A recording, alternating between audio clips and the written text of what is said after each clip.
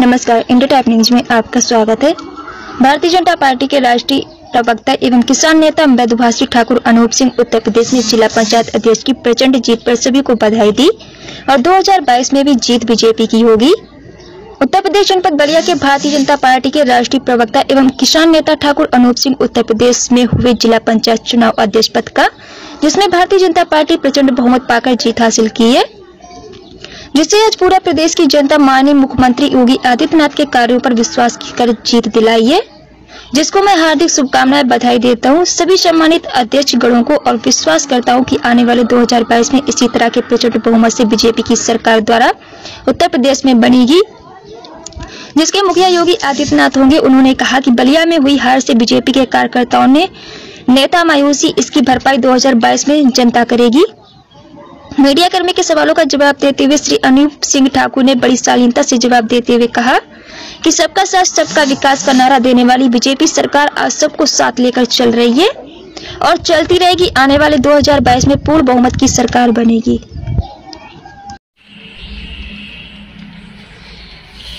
सबसे पहले मैं आपका परिचय जानना चाहता हूँ। ठाकुर अनूप सिंह, पूर्व प्रत्याशी विधान परिषद बलिया, भारतीय जनता पार्टी। आप भारतीय जनता पार्टी के किसी पद पर हैं? हाँ, अभी राष्ट्रीय प्रवक्ता हूँ और किसान के नेता भी हैं जी। आज भारतीय जनता पार्टी जिला पंचायत चुनाव प्रदेश में जो परचम लहराई है, इस पे आप क्या कहना चाहेंगे? देखिए, हमारे इतिहास के पन्नों में ये जीत सराखों पे है और बहुत बड़ी जीत हम लोगों के लिए, जो आज तक कभी हमारे आदित्यनाथ योगी जी के नेतृत्व में जो जीत मिला है, बहुत बहुत पूरे प्रदेश वासियों को धन्यवाद देता हूँ। और साथ में योगी जी के काम की इन क्षमताओं का जनता ने दोबारा फिर आकलन किया है कि योगी जी ही 2022 में मुख्यमंत्री बनेंगे। ये साफ तौर पे जनता का एक संकेत है। क्या इस जीत को 2022 के चुनाव से देखा जाए? ये बताइए, और कैसे देखा जाएगा? पूरे प्रदेश में कहीं दूर दूर तक कोई पार्टी दिखाई नहीं दे रही है, तो इससे ज़्यादा और क्या देखा जा सकता है? लेकिन आपका पार्टी बलिया में हार गई, जबकि चार सांसद हैं, 2 राज्यसभा हैं, 2 लोकसभा हैं, 5 विधायक हैं, 2 मंत्री हैं। इसके बाद भी आप बलिया में हार गए, इसका कारण क्या है? देखिए, कारण कुछ भी नहीं है, जनता का मैंडेट है और ये जनता का चुनाव है।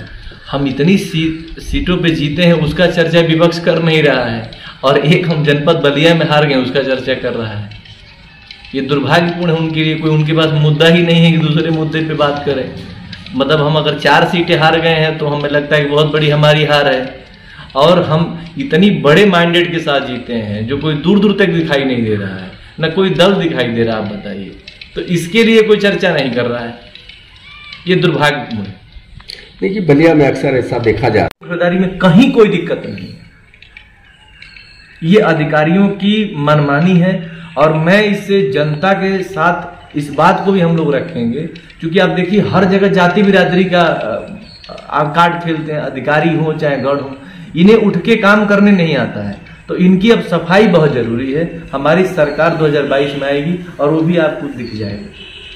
क्या आज जो है भारतीय जनता पार्टी के खिलाफ छोटे छोटे दल के नेता जैसे ओम प्रकाश राजभर, ओवैसी, ऐसे कुछ नेता जो बोल रहे हैं कि बीजेपी को जो है बहुत ही बुरी तरह से पराजय होना पड़ेगा, ऐसा क्यों, और इस पे क्या कहेंगे? देखिए, ओम प्रकाश जी को तो कुछ कहना नहीं चाहिए। ओम प्रकाश जी बहुत दलों में घूमे हैं, उनको एक अपने दल के नेता हैं और बहुत बड़े नेता हैं हमारे पूर्वांचल से, इसमें कहीं दो राय नहीं है। उनको इग्नोर नहीं किया जा सकता है, लेकिन उनको संयम के साथ जरूर बात करना चाहिए, इसलिए कि इसी भारतीय जनता पार्टी ने उन्हें सदन का सदस्य बनाया है। वो हमारे गठबंधन के हमारे रहमों कर्मों पे वो विधानसभा में पहुंचे हैं, उनको ये बात भूलनी नहीं चाहिए। और मैं यही कहूंगा कि जैसे उसने पिछली बार लड़े थे, इस बार भी हमारे साथ मिलकर लड़ेंगे। वो कह रहे हैं कि मैंने ये आप भारतीय जनता पार्टी को यकीन है कि वो ओम प्रकाश राजभर बीजेपी के साथ मिलकर लड़ेंगे? यदि हमारे साथ गठबंधन में चुनाव लड़े हैं तो इससे बड़े यकीन की सर्टिफिकेट क्या दूंगा, लड़ना चाहिए उन्हें। एक चीज और है, आज ओवैसी की बात आ रही है कि ओवैसी जो है भारतीय जनता पार्टी के एजेंट हैं और उनके इशारे पर जो है पूरे देश में उगल रहे हैं आग, लेकिन बीजेपी उन पर कोई कार्रवाई नहीं कर रही है। इस पे क्या कहेंगे? ओवैसी जिनका आप नाम ले रहे हैं वो ऐसा क्या काम कर दिए कि उन पे पार्टी कार्रवाई करे? ओवैसी जी अपने पार्टी की नहीं, लोकसभा के माननीय सदस्य हैं। अगर वो इतने बड़े आपराधिक गण से आते हैं तो उनको जनता ने जो चुन के भेजा है वो पूरी जनता अपराधी हो गई। कुछ नेता ऐसे हैं जो अपने बेवकूफाना के कारण मीडिया में आप लोगों का माइलेज देने के लिए निशाना बनाते हैं। इस तरह का राजनीति करना और कुछ करना ठीक नहीं है। ओवैसी जी अपने दल के एक नेता हैं और माननीय सदस्य हैं, तो बोलने से पहले हर व्यक्ति को सोचना चाहिए। उनकी अपनी राजनीति है, हमारी अपनी राजनीति है। अंतिम सवाल नेताजी, एक और चुनाव लड़ेंगे, इससे बड़ा मुद्दा क्या हो सकता है?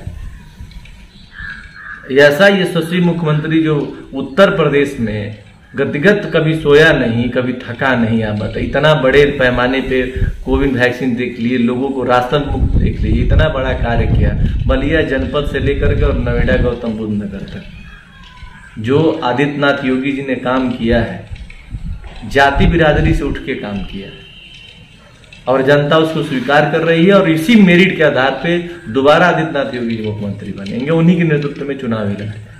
एक चीज है, अभी आपने कहा कि कोविड-19 का टीकाकरण हो रहा है। आप ही के पार्टी के विधायक सुंदर सिंह जो बैरिया वाले जो हैं, सोनबरसा CSC पर गए हैं, वहाँ वैक्सीन की कमी थी, उन्होंने मुख्यमंत्री से वहीं से बात किए, उसके बाद से 100 ही डोज आया है। आखिर ऐसा क्यों, जबकि सबको जो है डोज लगाना है? देखिए, माननीय विधायक जी का हमारे मामले संज्ञान में नहीं आया है। अगर ऐसा आया है आपके माध्यम से तो निश्चित रूप से मैं जानकारी मेरे पास है नहीं, लेकिन कहीं भी वैक्सीन की कोई कमी नहीं है। और जब तक उत्तर प्रदेश में आदित्यनाथ योगी हैं, वैक्सीन तो छोड़ दीजिए, ऑक्सीजन की भी कमी नहीं हो। एक चीज और है नेताजी, आप किसान के नेता हैं और किसान जो है आज अपनी गेहूं को लेकर के काफ़ी परेशान रहे। उनकी गेहूं नहीं खरीदी गई, गेहूं सड़ रहे हैं, पौने दाम पर गेहूं बेचे गए हैं। जबकि मुख्यमंत्री बलिया में कार्यक्रम रहा, उनके आने के बाद वो सारे गेहूं खरीदने की बात कही, उसके बाद भी अधिकारी दरकिनार कर गए। ऐसा क्यों, इस पर क्या कहेंगे? देखिए, जो पिछले अधिकारी हैं, हम सरकार तो बदल दी है जनता ने, लेकिन जो अधिकारी पीछे वर्षों से इन गुंडागर्दी पार्टियों के साथ होते हुए आ रहे हैं, हम उनकी मानसिकता तो बदले नहीं है। मानसिकता बदलने के लिए हमें और थोड़ा सा टाइम लगेगा। ये सारी अधिकारियों की लापरवाही है और उन किसान भाइयों के साथ जरूर मेरे पास भी कुछ मामला आया जो बहुत जल्दी सॉर्ट आउट हुआ। देखिए, जो उनके, मैं पहले भी आपसे कहा था, इन अधिकारियों के मुंह में जो पिछली सरकारों का इन किसानों का खून लगा है वो इतना जल्दी धुलने वाला प्रत्याशी भी रहे हैं। बिल्कुल रहा था। और वहाँ भी आप लोगों को हार का मुंह देखना पड़ा। आखिर क्यों बलिया में ऐसा हो रहा है, कारण क्या है? देखिए, ये एक निश्चित रूप से जांच का विषय है। हमारा संगठन यहाँ कमजोर नहीं है, बहुत लोग हैं हमारे यहाँ, और इस विषय पे पार्टी विचार करेगी। जो निर्णय होगा, इस हार की समीक्षा पार्टी तय करती है। जो पार्टी निर्णय लेगी वो सबको लेना पड़ेगा। एक चीज है नेताजी, आज विपक्ष का कहना यह है कि सत्ता के प्रभाव में इतनी सीटें जो है भारतीय जनता पार्टी निकाली है, इस पे क्या कहेंगे? दोबारा मैं यही बात दोहरा रहा हूँ जी। ये बताइए, बलिया हम हार गए हैं तो यहाँ सत्ता का पक्ष दिखाई नहीं दे रहा है, और दर्जनों सीट जीत गए हैं तो वहाँ सत्ता का पक्ष दिखाई दे रहा है। ये तो नैतिकता की बात ही नहीं हो रही है। देखिए, जो लोग आरोप लगा रहे हैं कि शासन प्रशासन, वो जानते हैं, वही लोग ये काम करते हैं, इसलिए उनको आरोप लगाना बहुत आसान है। ये जनता की जीत है और दोबारा भारतीय जनता पार्टी पूर्ण बहुमत के साथ सरकार बनाने जा रही है। सबका साथ सबका विकास का जो नारा भारतीय जनता पार्टी ने दिया है, आज वह जिला पंचायत चुनाव के परिणाम आने के सामने जो है दिखाई दे रहा है, इस पर क्या कहेंगे? देखिए, परिणाम हमारे पक्ष में है तो ये हमारे लिए तो दिवाली से कम नहीं है। हम तो देखिए, जनता खुद ही देख रही है, ये काम के आधार पे चुनाव हुआ है। हम जनता के बीच में गए हैं और आप बता दीजिए किसी दल ने इतनी बड़ी जीत की हो तो। पिछले जिनकी सरकारें थी इतनी बुरी तरह से तो वो भी नहीं हारे थे जैसे आज हारे हैं। तो आरोप प्रत्यारोप देखिए, जनता का चुनाव है, लोग लगाते ही। अगर हम सही करते हैं, बलिया में हार गए तो हमको लगता है कि हम गुंडागर्दी करके आए हैं। हम बाकी जगह जीत गए हैं तो वहां हम राजनीति कर रहे हैं। तो ये आरोप बेबुनियाद है। विधानसभा में भेज करके जिन जनपद का विकास कराएं, इस पे क्या कहेंगे? ये देखिए, पार्टी का हमारा विचारधारा है, और पार्टी जो तय करेगी वो हम जनता के बीच में जाएंगे। क्या अगर 2022 में पार्टी आपको प्रत्याशी नहीं बनाएगी तो चुनाव नहीं लड़ेंगे? देखिए, हम पार्टी के कार्यकर्ता हैं और पार्टी के कार्यकर्ता ही बने रहेंगे। लेकिन जनता तो आपको जो है आपको नज़र से देख रही है विधानसभा में भेजने के लिए। जनता के लिए हाथ जोड़ के सर्वमान्य है और मैं उसका बहुत बहुत एक अंतिम सवाल आपसे और है जी कि आज भारतीय जनता पार्टी के माननीय मंत्री उपेंद्र तिवारी जी आज जो पूर्व मंत्री अंबिका चौधरी के खिलाफ अपशब्दों का जो उन्होंने बौछार किया है, इस पे क्या कहेंगे आप? देखिए, मैं सुना तो नहीं है, लेकिन कुछ माध्यम से मुझे सुनने को मिला है, और ऐसा वो कहे हैं तो जो शब्द सुनने में आए वो गलत है। राजनीति का एक विचारधारा है और उस विचारधारे की लड़ाई लड़नी चाहिए। ये ऐसी लड़ाई नहीं होनी चाहिए कि हम व्यक्तिगत किसी के पारिवारिक और उसके माँ और बहनों को निशाना बनाए। ये गलत है, चाहे वो मंत्री हो, चाहे मुख्यमंत्री हो, चाहे देश का प्रधानमंत्री हो, उसे ऐसा नहीं कहना चाहिए। और इसके लिए पार्टी देख रही है और पार्टी इसकी जांच करेगी। थैंक यू, बहुत बहुत धन्यवाद। आपने जो बहुत ही शालीनता से जो आपने आज जो जवाब दिया है, इसके लिए बहुत बहुत बधाई।